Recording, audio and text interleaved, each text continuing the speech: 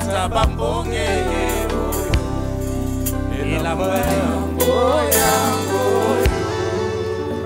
Alléluia, alléluia. Toza na kati ya fête na biso, ya ba couple, ya ba marié, ya ba fiancé. Alléluia. Nalingi to manifester esengo wana. Tozo mona nanu cadre yango ndenge ezali. Nalingi moto nyonso esika azali, oyo Nzambe asali ye bolamu. Apesi ye souffle de vie na mokolo lelo. Oyo Nzambe abateli ye, amemi eti na kati na esika oyo.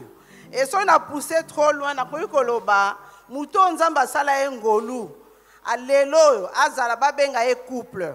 Muto pe Nzambe asala ye ngolu, azokota na kati ya makambango. Nalingi biso nyonso esika tozali, topesa Nzambe bacclamation na biso. To pousser ba cri de joie. Ya signe ya reconnaissance. Ya bolamu na Nzambe na kati na biso.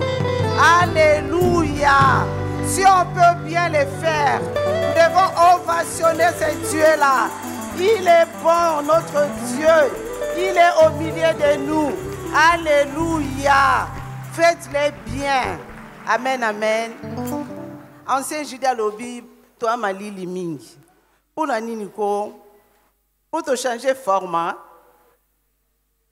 Loban Nzambe oza malamu. Oti pembeni na ngai molonga ni na ngai. Lelo makambo asike ezobanda na kati na biso. Na yo oza yo moko, zala une espérance que tout va bien et tout va changer. Alors tobete isu Nzambe maboko. Tolobi na ye merci pour son amour, pour sa bonté. Nzambe wana za malamu. Nzambe wana yebi yo ayebi ngai. Amen, amen. Donc, on reprendre ma place Nabiso.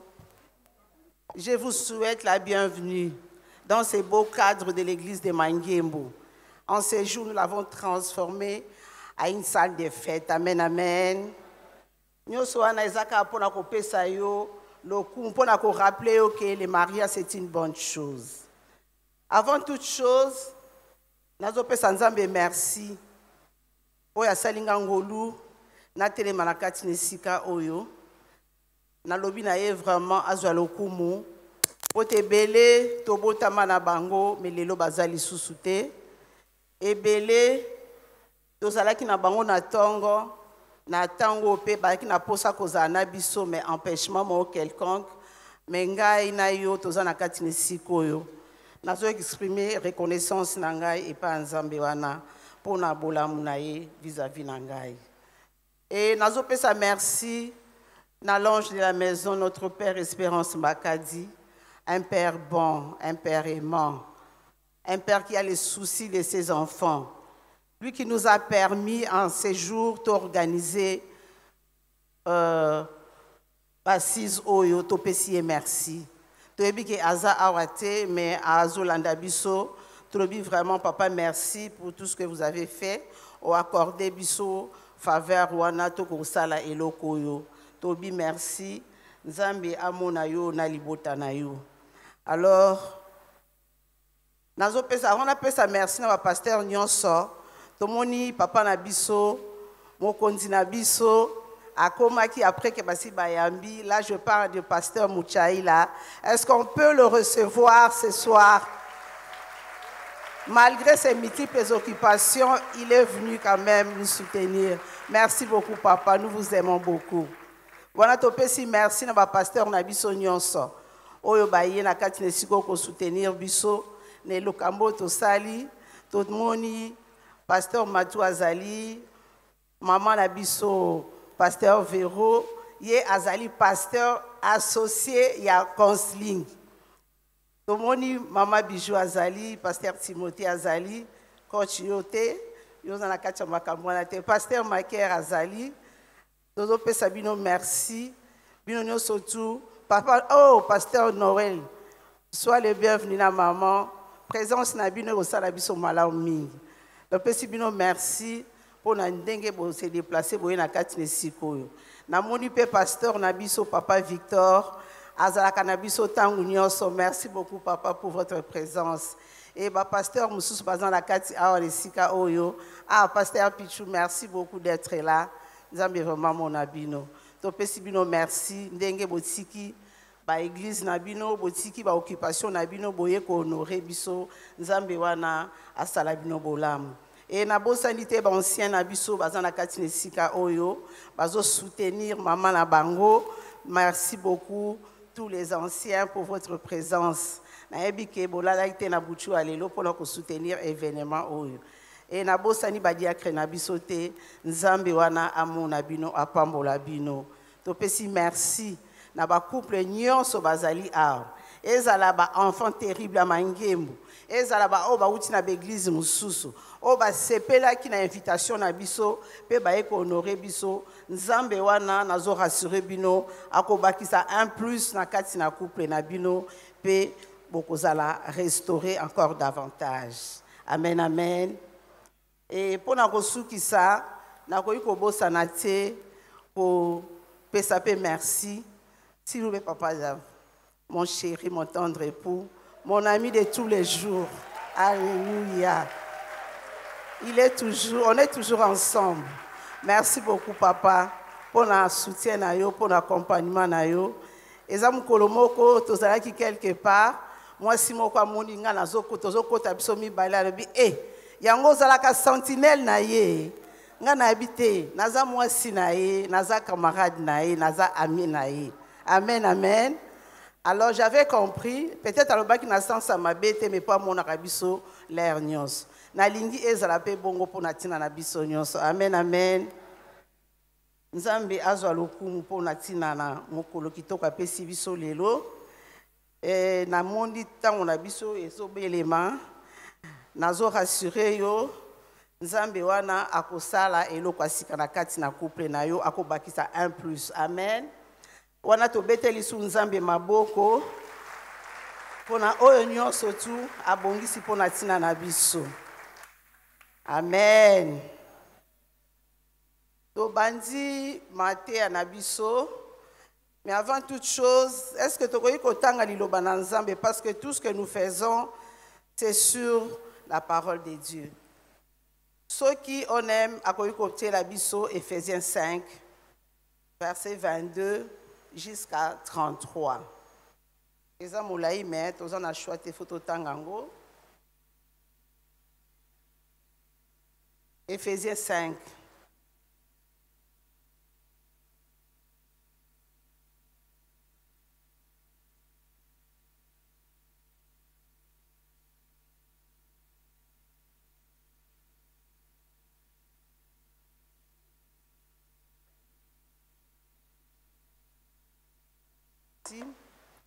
La Bible dit, femmes, soyez soumises à vos maris comme au Seigneur, car le mari est le chef de la femme, comme Christ est le chef de l'Église, qui est son corps et dont il est le sauveur. Or, de même que l'Église est soumise à Christ, les femmes aussi doivent l'être à leur mari en toutes choses. Marie, aimez vos femmes, comme Christ a aimé l'Église, et s'est livré lui-même pour elle, afin de le sanctifier par la parole, après l'avoir purifié par le baptême d'eau, afin de faire paraître devant lui cette Église glorieuse, sans tache, ni ride, ni rien de semblable, mais sainte et irrépréhensible. C'est ainsi que les maris doivent aimer leurs femmes comme leur propre corps. Celui qui aime sa femme s'aime lui-même. Car jamais personne n'a haï sa propre chair, mais il la nourrit et en prend soin, comme Christ le fait pour l'Église. Parce que nous sommes membres de son corps, c'est pourquoi l'homme quittera son père et sa mère et s'attachera à sa femme, et les deux deviendront une seule chair. Ce mystère est grand, j'ai dit cela par rapport à Christ et à l'Église. Du reste, que chacun de vous aime sa femme comme lui-même et que la femme respecte son mari. Wana on aime au Pesibiso, Ephésiens 6, verset 14 et 20. Ephésiens 6. Tenez donc ferme et à vos reins la vérité pour ceinture. Revêtez la cuirasse de la justice. Mettez pour chaussures à vos pieds les ailes que donne l'évangile de paix. Prenez par-dessus tout cela le bouclier de la foi avec lesquels vous pourrez éteindre tous les traits enflammés du malin. Prenez aussi les casques du salut et l'épée de l'esprit qui est la parole de Dieu. Faites en tout temps par l'esprit toutes sortes de prières et de supplications. Veillez à cela avec une entière persévérance et priez pour tous les saints. Priez pour moi afin qu'il me soit donné, quand j'ouvre la bouche, de faire connaître hardiment et librement les mystères de l'Évangile, pour lesquels je suis ambassadeur dans les chaînes et que j'en parle avec assurance comme je dois en parler, parole de l'Éternel. Alléluia. Merci beaucoup pour te comprendre que l'ilo balanzambe des agneaux soponatina na biso. Tozongi kaka na thème na biso année passée à l'image du Christ Église, mais maintenant c'est la deuxième saison. Et tokobanda ko rappeler parce que toyebi ba mususu bazalaki année passée ba musupe bazalaki te tolingi biso surtout tokota na kati na ben. Un petit rappel pour la édition passée. Édition passée, en 2023, nous avons parlé de l'Église et de Christ Église, de l'image de Christ Église. Alors, Tolobaki, il y avait un couple modèle. Le couple modèle que nous avons pris, au Bible est ici Bisso, il y a mariage, Ezali couple, il y a Christ avec son Église. Alors, Tolobaki, couple wanande ezo vivre un mariage heureux. Yangonde ezo vivre un mariage moko ya bonheur. Alors nakati nango là to pousser un peu loin tolobi couple wana ezali bazolo bela biso comment Christ a aimé son église et comment l'église s'est soumise à son époux qui est Christ. Alors quelque part tolobi bisope ba couple esengeli pe mobali pe a valorisé moi sinaye en l'aimant. Et la femme de son côté doit elle aussi valoriser son mari en se soumettant à elle. Alors là on a dit le mariage c'est une affaire de deux personnes. Alors on a encore martelé sur le fait que nous avons dit que la clé de la réussite du mariage c'était le sacrifice. Mais les sacrifices dont nous avons parlé cette fois-là, ce n'était pas les sacrifices autosomona que souffrance moko azonyoko la moninga, to moko azo torturer moninga. Sacrifice autolobelaki ezali le fait que chacun de nous doit se donner pour que l'autre puisse réussir, pour que l'autre soit à l'aise, pour que l'autre puisse progresser. Et ça sacrifice ande tolobelaki. Et tout ça, objectif, qui Nzambe alingi ke ba couple na biso ezala un couple qui vive en parfaite harmonie. Amen, amen. Yango nande ezalaki maté na biso l'année passée. Alors Nzambe alobi ye azana posa mwasi na mobali bazala uni. Ba vivre en parfaite harmonie comme Christ aime son église. Yango wana biso pe tolobi yo pe mwasi vous devez vivre en parfaite harmonie comme Christ vit avec son Église. Amen, amen.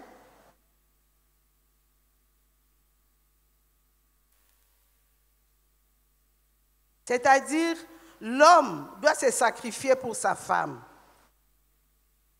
Et la femme également doit se sacrifier pour son mari. Puis, on avait compris, on avait parlé en long et en large, genre il y a sacrifice oyo, to ça la kanakati na yango.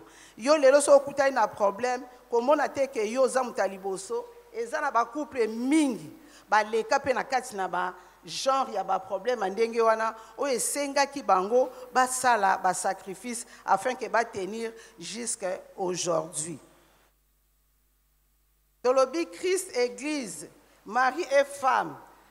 basengeli va travailler pour faire avancer l'œuvre de Dieu.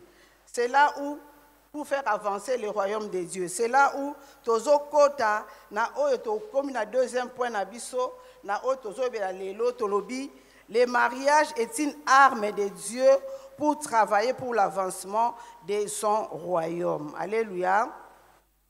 C'est-à-dire, tolingi tolobanini, tolobi couple nyonso na sena moi oyo esengeli est travailler pour faire avancer le royaume de Dieu. Ça, c'est la mission que Dieu a confiée au couple. Alléluia. C'est la responsabilité que Dieu a donnée à chacun de nous. Nous devons travailler pour faire avancer le royaume de Dieu. C'est ça que nous faisons tous les jours. C'est ça que l'Église fait tous les jours. Et toi et moi, en tant que couple, nous devons aussi nous investir pour dans le royaume de Nzambe. Et là, quand motuya tozanango, tosengeli tosala yango wana. Tolobi, le mariage est une arme de Dieu. C'est-à-dire, c'est l'outil que Dieu utilise pour faire avancer son royaume. Parce que quand on parle de couple, on voit une famille. Dans une famille, il y a papa, maman et les enfants. Donc, biso wana nyonso tu. Soki tomi kote si na kati na yango, tokomona ke royaume Nzambe ekokende liboso. Le mariage est pour les gens qui ont compris leur mission. Mission oyo Nzambe apesi biso ya ko faire avancer royaume na ye. Nalingi, s'il vous plaît, et si quand tozali ba oyo toza ba couple, moi si otala mobali na yo, mobali otala moi si, c'est-à-dire moi si na mobali botala na face à face. Botala mami tala papa kabamba. Papa dafinga na zotalo na musika. Soki moko na bino azali te en esprit bozotala na kaka.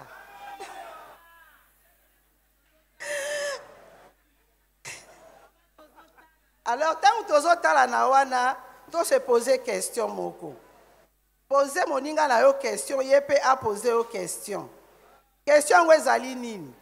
Est-ce que notre mariage est vraiment une arme de Dieu?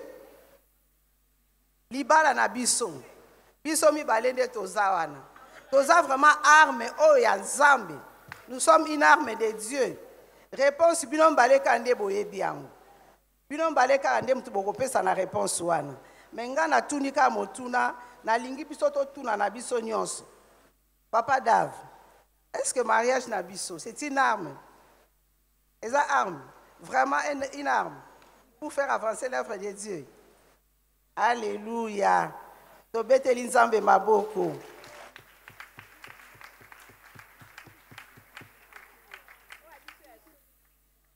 Elingi koloba couple na yo, couple na ngai, esengeli et travailler pour faire avancer l'œuvre de Dieu. Esengeli et travailler pour le progrès du royaume de Dieu. Alléluia. Parce que Nzambe a zubiso lokola outil. Oh, ya moni fa travailler na ngo pote musala na ye, royaume na ye ekende liboso. Et même que Christ ye moko a travaillé pour avancement ya royaume avec son église. Pourquoi pas biso pe na kati na ba couple na biso to e ba ko sala to ya ko contribuer na kati na avancement ya royaume wana to e ba ko contribuer na progrès ya royaume ya Nzambe. Alléluia. Nalingi na benda attention à moko na biso. Nous remarquons que biso no surtout na kati tozo mona notion de mariage na lina loba, c'est pas comme nous la prenons. Non, c'est pas comme nous la pensons. Ndenge biso tozwela ka mariage, ndenge Nzambe azozwela ngote. Na kotala oyo révélation Nzambe apesi biso pona tina na saison oyo, to comprendre que notion de mariage ezali kokende au-delà ya oyo biso tokanisaka.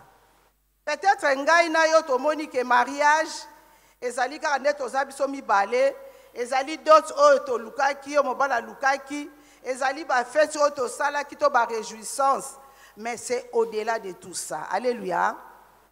Le mariage, c'est au-delà de ce que nous pensons. Oyo biso to kanisaka. Obi tenzamba salinga ngolu na bali point barre. Non, c'est pas ça. Nzamba lingi tangu ya sali biso ngolu wana. Apesi biso privilège wana to balana. Azo zela de la notre part une grande responsabilité. To ba ko sala yango.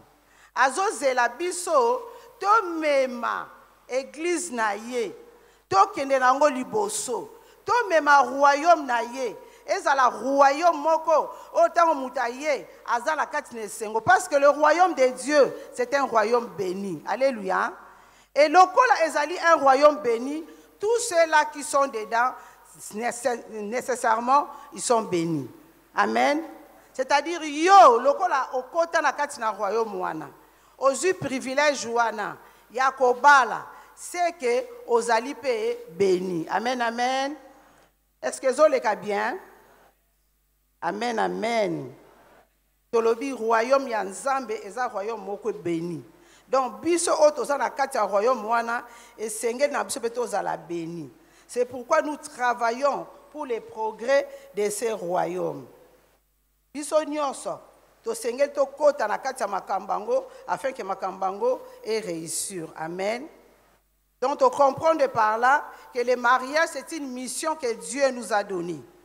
Et cette mission, nous devons bien le faire, afin que nous aussi nous soyons bénis.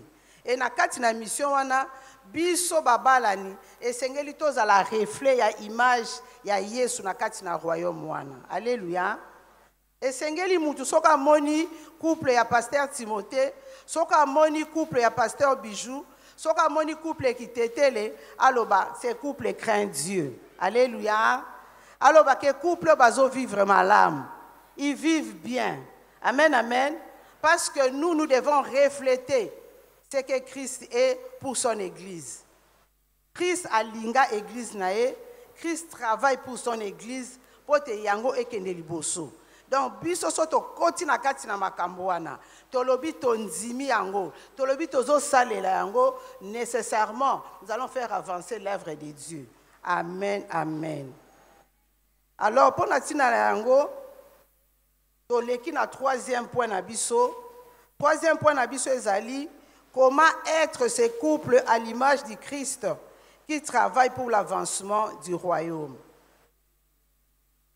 Motune tunami tokozala tosala nini tozala pona nini tozala tokozala lenge nini po tozala couple à l'image du Christ église. Et non seulement tosuki wana mais tobakisi oyo to comprendre des missions Nzamba pesi biso, nous devons travailler pour l'avancement de son royaume. Balobi couple Christ église, c'est le mariage que Dieu a béni. Amen amen. Ezali origine nango ezaka Nzambe et pe Nzamba suka lango bongo te apambola lango yango to moni misala ndenge zo selema biso o nyonso tu so tozali awa to se convertissant, c'est à cause du travail que Christ est en train de faire dans son église. Yango sikoyo pote ozala couple wana ba défi eleke belé ba attaque ezali belé ba problème kiliki ba accusation de part et d'autre tozo kutana na makambo ebelé mais Nzamba comprendre pote yo ozala couple wana oyo oko faire ozo travailler pour faire avancer le royaume na yo a monique esengeli a armé biso. Alléluia. C'est là la raison d'être autosui Ephésiens 6 pendant verset 14 tina 20. Na Ephésiens 6 merci. Balobi na biso, tenez donc ferme et à vos reins la vérité pour ceinture. Tosukina nouana. Premier point na biso, pour te yo ozala à mesure, ya kozala couple wana qui travaille qui est à l'image de Christ et qui travaille pour l'avancement du royaume. Et sengeli na couple na bino, bozala ayez la vérité comme ceinture. Bozala couple oyo vérité et vanda. Oyo bozo marcher na kati na vérité. Oyo bozo sala nyonso na kati na vérité. Bozu vérité lokola appui na bino lokola mot de passe na bino. Alléluia. Soki na kati na libala, bozolo bakaka vérité, bino mbale mwasi na mobali, boko mona ke boko avancer sans problème. Boko mona ke boko zala na kati na respect mutuel moko sima na moninga. Parce que tu comprends que la vérité nous pousse à nous respecter. Alléluia. Et la vérité aussi fait que biso mibale, tous allons toujours ensemble, tous allons toujours sincères, tous allons toujours droit. Toyebana kolobana moninga likambo oyo esengeli. Sincérité na kati na mariage. Parce que tu as vérité comme ceinture na biso. Ceinture ezali eloko ezako soutenir quelque chose. Ceinture yango nde ezopesa yo makasi ozala équilibré. Alors ceux qui ont la vérité en quelque chose que vous pourrez faire dans votre couple, voyez ba que réussite ezali partage na bino. Alléluia. Imaginons un peu, vous avez un projet à faire mari et femme. Mais na projet wana ndenge bandaki moko na bino ayebite. Amoni kaka que ce soit l'homme ou la femme aye na mbongo na ndaku alobi tala mbongo na zui yango yo.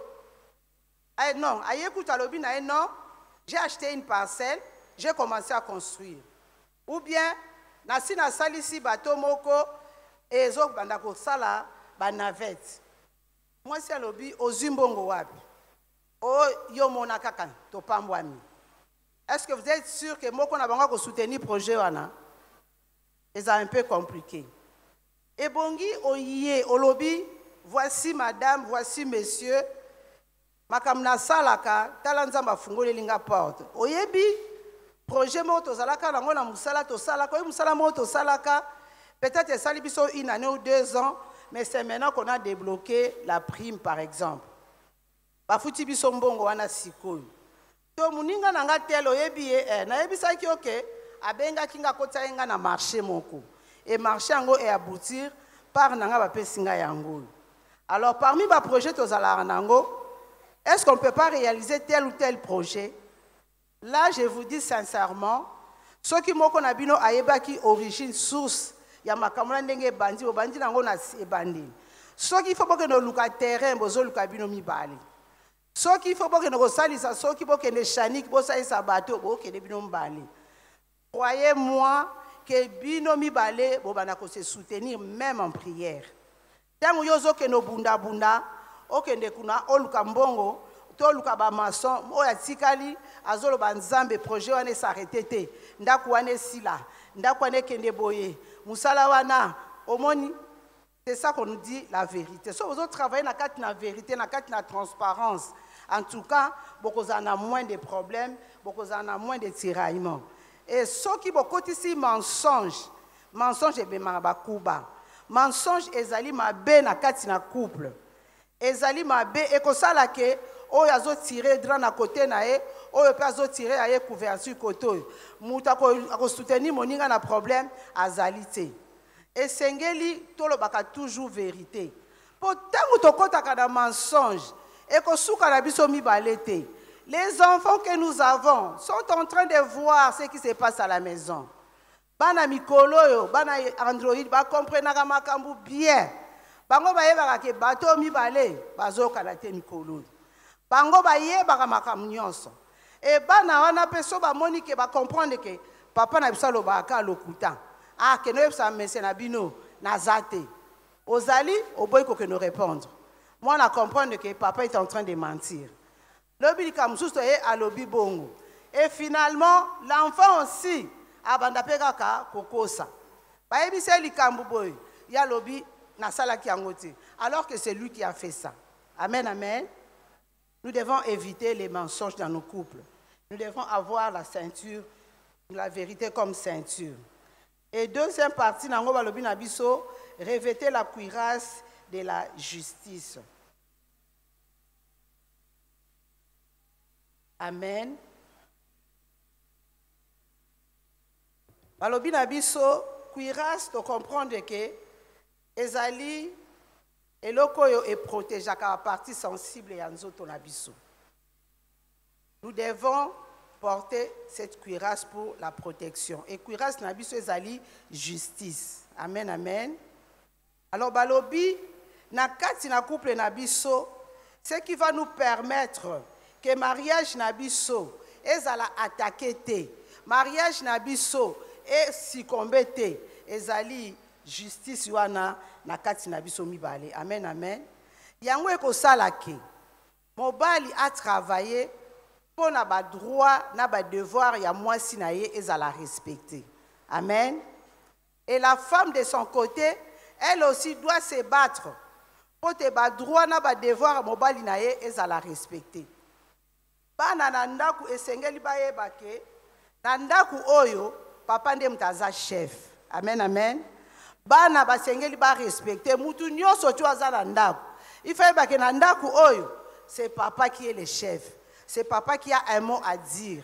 So papa zate, maman ndia kozwa relève. Mais il faut za na kati ya mitu abatu. Amen, amen. Pour ceux qui quotité et kozala mabe makasi. Et biso pe papa pe il faut s'assurer que bana nae bazo vivre bien. Ba droit ya bana pesa respecter. Bana baza maltraité te, bana bazo zangelo komoko te. C'est là qui va faire que kimia ekozala na kati na ndaku wana, respect pe ekozala na kati na ndaku wana. Amen, amen. Alors, biso nyonso tu to sengeli to travailler pour na tina na yango parce que Christ yemoko azo travailler pour na ko rétablir justice na paix na kati na église na ye.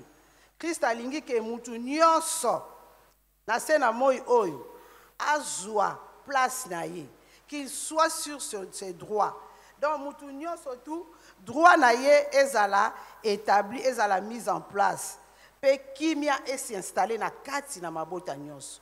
Alors sokola yemoko Yesu alingi ke kimia ekota biso nyonso to kota na mulongo wana, biso nyonso to travailler na kati na ba couple na biso afin que na ba couple na biso kimia ezala justice pe ezwa esika nango. Amen, amen.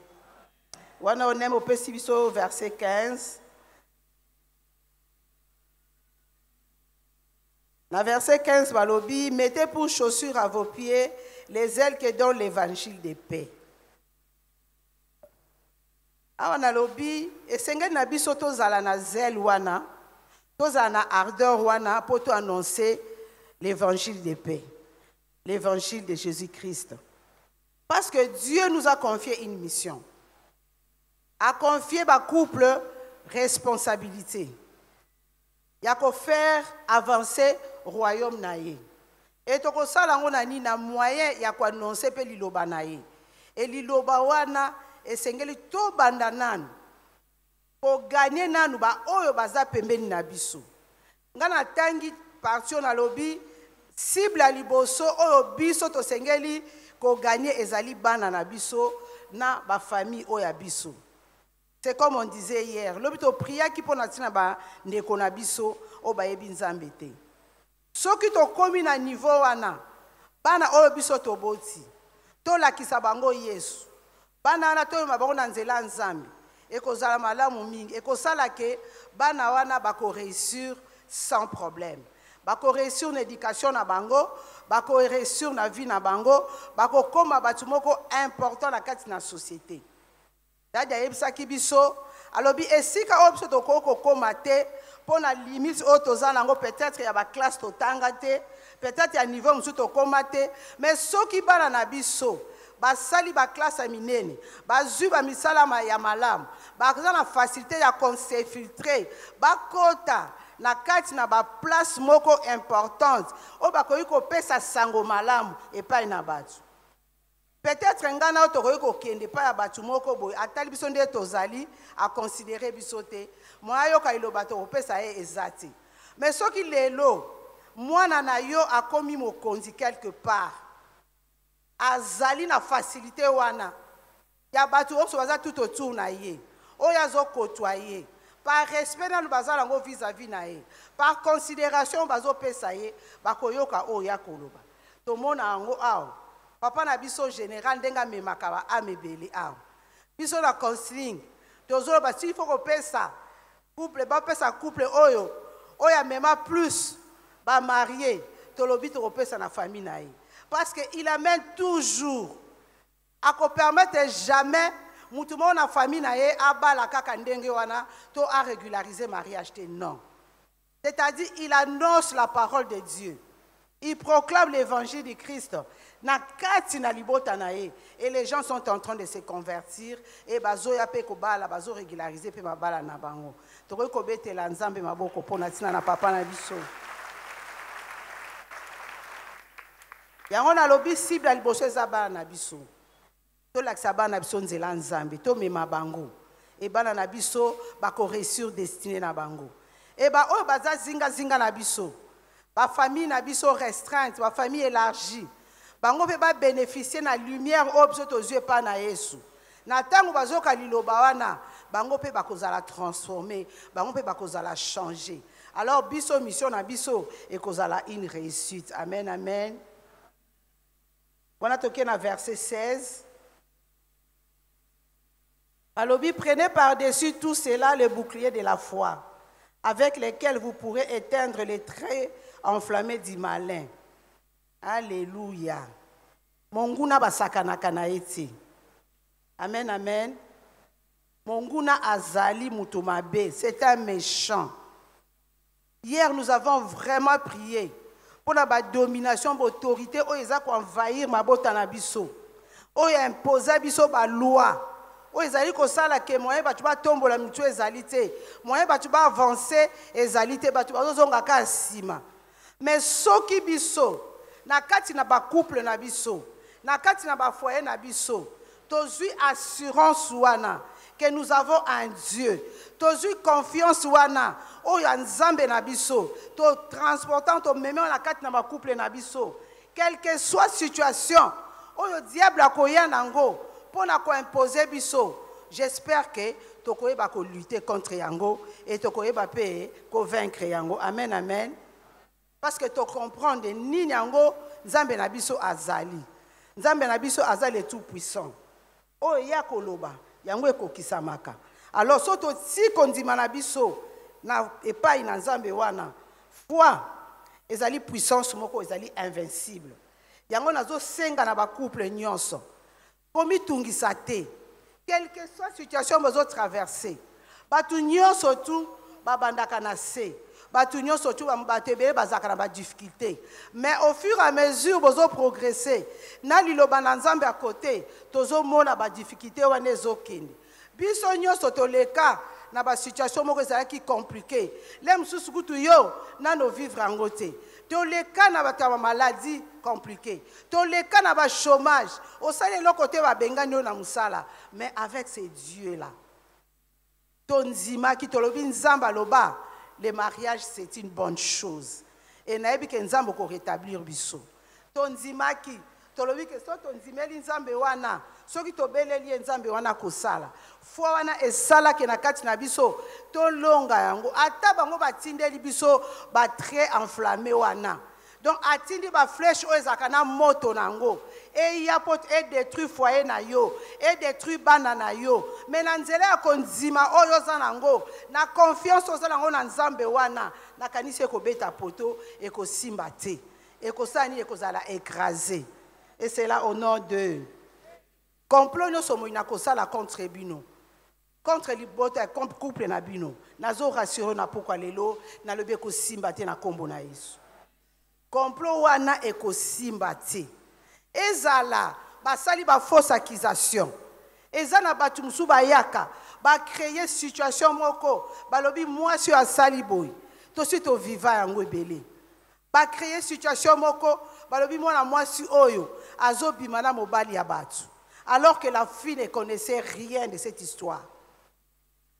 Ezali ba travailler esprit na ye. A koti na kati ya souci. A expliquer mobali na ye, mobali nazo comprendre te. Mobali na ye a comme menacé. Et ba kende ki trop loin.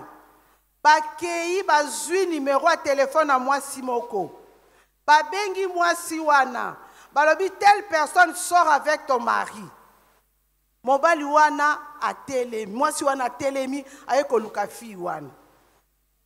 Nzamba zo aka lokumu parce que na suka suka mobali lera comprenaki appel wana mwasi o babengaki ye mwasi wana lera lobinga na yebi makambo wana te mobali na ye azoi quand même conscience akei ko vérifier na niveau Vodacom ba ye ba communication wana eutaki epa nani et lokola bazalaki na autorisation ya parquet ba ye baki ba ko découvrir muto asalaki yango utela na niveau makambo ezala mokini. Mais malheureusement pour Nabango, le kola bazaki na yesute, la femme a fini par fuir et pas à kende ka kenda kokufa. Mais ça ne sera pas le cas pour nous. Pour na yo e kozala kawa na te. E kozala partage no ata mkolo moko te. Moina ko kota te ti akoma na ko détruire na niveau wana. Et c'est là au nom de to boyi yango na kombo na Yesu. Ba fausse accusation surtout ba ko yiko sala. Pour Nabiso et Kosimbate, et c'est là au nom de. Ba flèche enflammée, ba koyi ko lancer et ko kangaba Nabiso tende toloba kilobi. Parce que nous avons confiance en ce Dieu-là qui a bâti notre mariage. Amen. On a toqué dans verset 17. On a toqué sur les casques du salut. Balobi, prenez aussi les casques du salut et l'épée de l'esprit qui est la parole de Dieu. Amen, amen. Balobi na biso, tous ont une espérance que délivrance est à partage na biso. Et tokosuka na délivrance mais tokozwa victoire sur toutes les choses. Balobi la parole dont on parle ici, yangonde ezali cerveau ya mariage. Na lingina lobani na pokwa lelo. Na lingina lobake yo libala na yo masoloni bobeta kana mobali na yo. Bo s'appuyaka sur quelle parole? Ma parole au Bible et lobby. Parce que Bible et lobby na biso que les mariages soient honorés de tous. Amen, amen. Lilobana yango na yo faut tambola kana yango. O yanga libala. D'abord nga moko na banane ko honorer yango, simanango batunyo sopé. Amen, amen. Bible et lobby des choses glorieuses ont été dites pour nous. Yoko zwa maloba oya mama balabala te. Mama na teka mapa na coin. Azalaka gentil fait okeba na batuwana. Aza gentil pour attirer ba jeune fille na biso o bazo bala sika. Pour akotisa bango makambu. Ye paza na mission na ye o azo poursuivre. Akobenga ya rotuna mama bozaka bien na mobali na yo Yo pour comprendre to bien matoza na biso bien. C'est vrai boza bien mais moi nanga. Il faut keba il faut le kelo komoko o bakisa poster. Alléluia. Kulanda maloba nati. Maloba nazo mona to tanga na ba TikTok. Influenceuse wana azawana. Akopesa bino conseil. Elle-même n'est même pas mariée. Conseil on azopesa bino azozwango wapi.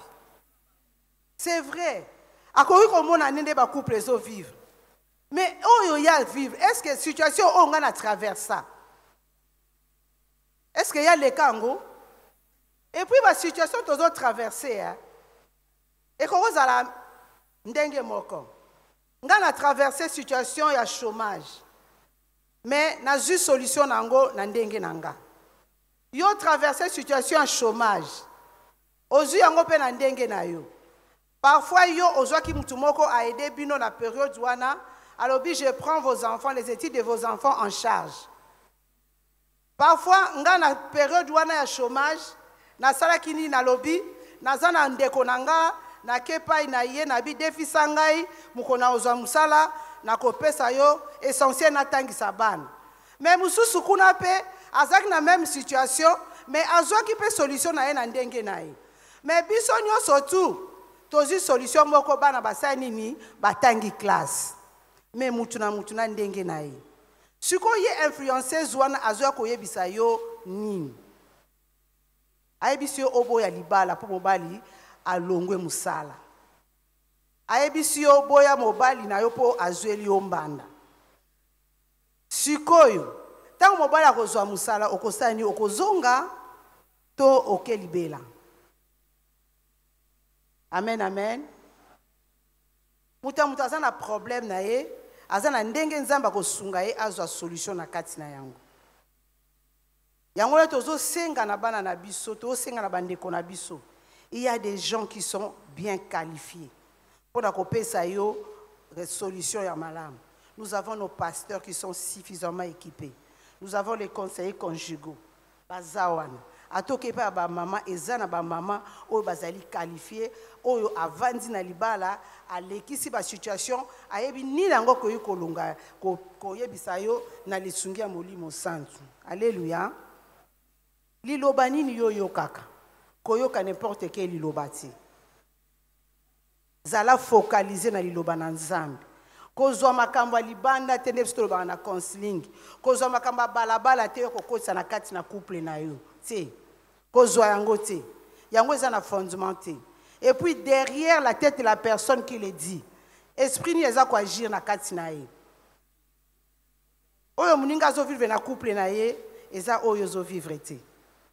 Lem sunzamba zo lekisa ye na moto, lem sunzamba za ko enseigner ye, lem sunzambe alingi a aiguiser foi na ye. Mais yo peut-être eza circonstance moko kaki ya kibongo. Alors kosala oyo muninga azo salati. Biso esengeli to se basé na oli loba na Nzambe lobi. Loba Nzambe lobi que personne ne sait pas ce que Dieu a uni. Ezalanga ezala yo. Motote yo moko za na kati na libala ko panza libala na uti. Okoza ne tumbe pa Nzambe. Alléluia. Loba maloba kitoko. Bo déclarer maloba kitoko na libala na bino. Oyo ekosala ke bo faire avancer œuvre ya Nzambe. Amen, amen. Est-ce que ça passe bien? Alors, tozo chité, to komi na recommandation.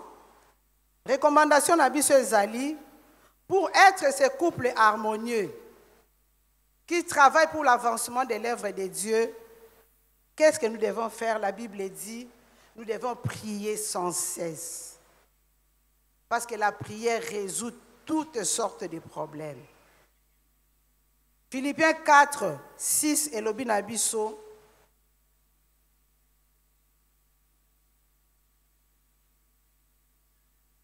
Donc on peut s'appeler Philippiens 4 to tangango pote biso surtout to salelango na ndenge yango elobi. Alléluia.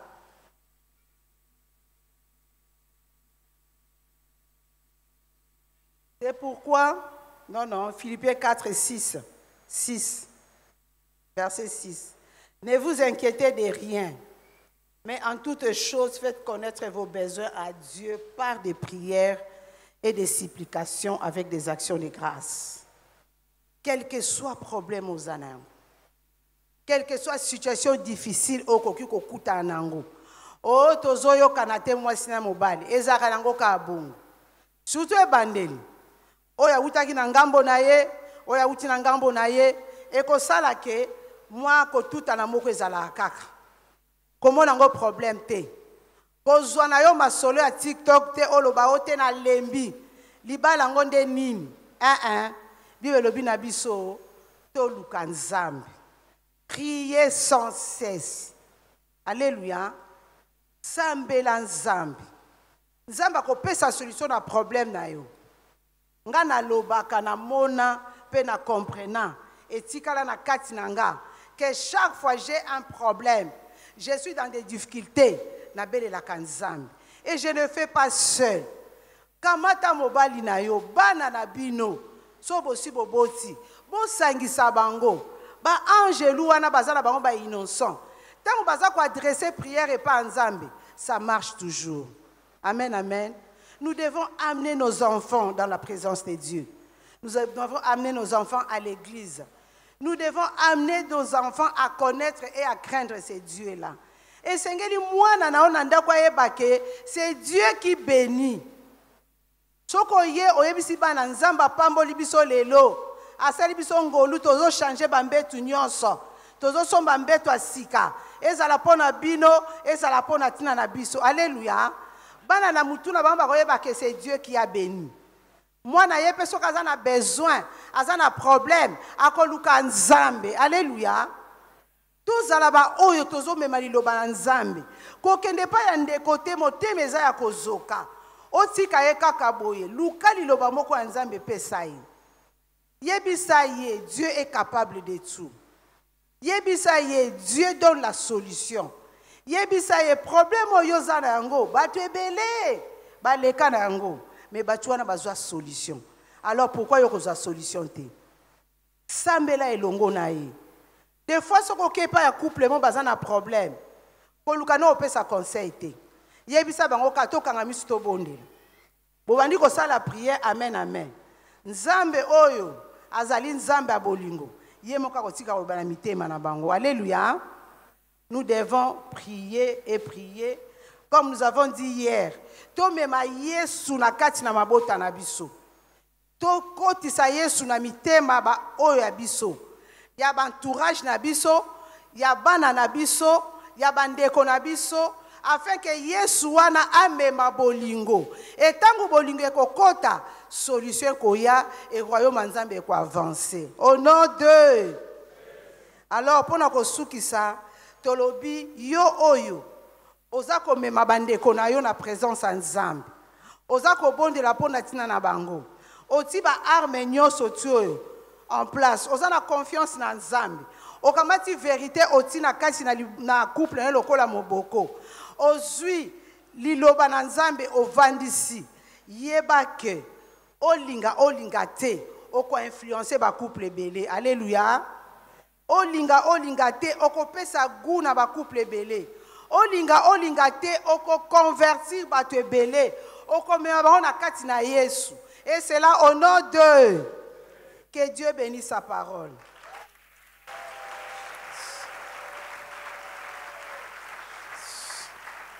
Alléluia.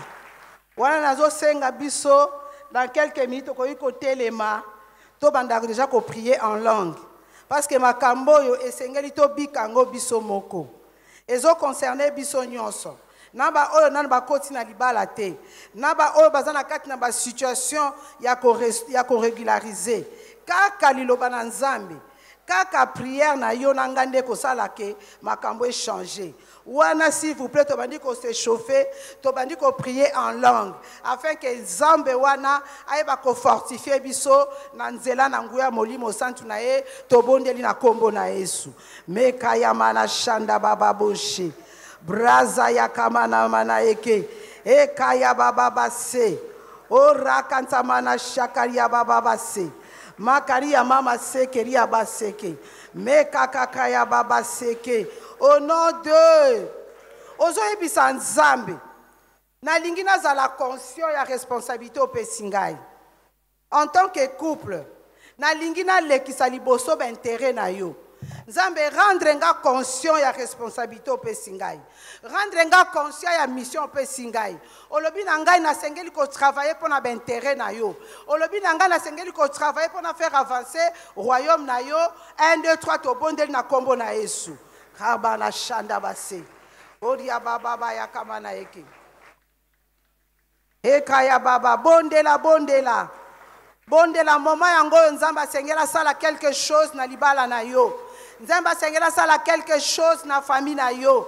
Parce que la famille est sacrée. Bana na yo, bazana motu ya liboso na yo pe liboso na nzambe. Ba sengeli basala quelque chose. Il faut que tu sois conscient de la mission que Dieu t'a donnée. Bondela nzambe wana a rendre yo capable. Ozala conscient na mission wana afin que osala yango malamu. Bondela nzambe. Nzambe sunga ngai. Mission pesi ngai. Na sala yango malam. Na sala yango malam. Na faire avancer royaume na yo. Na travailler bien afin que entourage na ngai, libota na ngai, ba yeba yo, ba kangolama, ba pambolama. Mais cela doit commencer. Soki nga moko na yebi. Nzambe opesanga libala pamba te. Nzambe obali sanga pamba te. Obali sanga pote quelque chose. Et puis mananzela nanga afin que le royaume na yo avance. Mutu moko a se convertir. Mutu moko a yepai na yo. Mutu moko anzimela yo. Mutu moko akoma mosali na yo. Nzambe otindanga na sela moi oyo. Opesa ngai mission. Obalisa ngai pote libala moko eza na nzela kokufa. Ezwa bomoi. Alléluia. Meka ya bashana.